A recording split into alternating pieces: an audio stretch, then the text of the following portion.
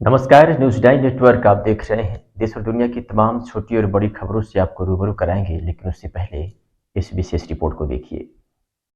मैं कैप्टन वैभव सिंह बस्तर लोकसभा का प्रत्याशी हूँ। घटना घटी है 25 तारीख को, होली समारोह था, मिलन समारोह, उसमें बहुत लोग आए थे। मैं थोड़ी देर के लिए गांव से बाहर चला गया घूमने दूसरे गांव में कि अपना जनसमूह को जितना भी हो सकता है जनसंपर्क शुरू रखूं। वो त्यौहार है तो क्या हुआ, परेशानियां होती हैं गाँव वालों को, तो मैंने कहा समझे एक बार सुने। जब वापस लौट के मैं आया तो मेरे काफिले पे पत्थरबाजी हमले हुए मेरी गाड़ी पे। हमारे लोग उसमें बैठे हुए थे, मैं स्वयं बैठा हुआ था। जब रोक के मैं ढूंढने गया हूँ, इन लोग ने नारे भी लगाए। जब रोक के ढूंढने गए हैं तो वहाँ पे कोई नहीं था, सब भाग गए। ये लोग छुप के हमारे ऊपर पत्थरबाजी की है और हमला किया हमारे ऊपर। वो लोग 5-6 संख्या में थे और ये हुआ है दोपहर अपराह्न 3:30 से 4 के बीच में।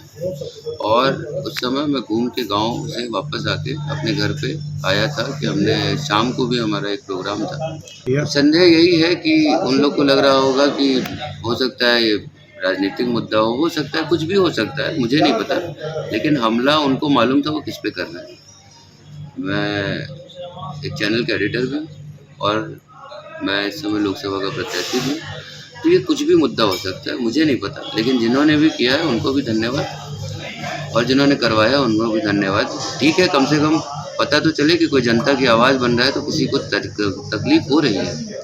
मैं तो रिपोर्ट कार्ड मांग रहा हूँ सबसे, नहीं देने का मन है इसलिए हो। तहरीर दिया, पुलिस भी आई, उन्होंने वहाँ पे शिनाख्त भी की, उन्होंने जाके गांव वालों से पूछताछ भी की है और मैं तहरीर दे के आया हूँ पिपना थाने में।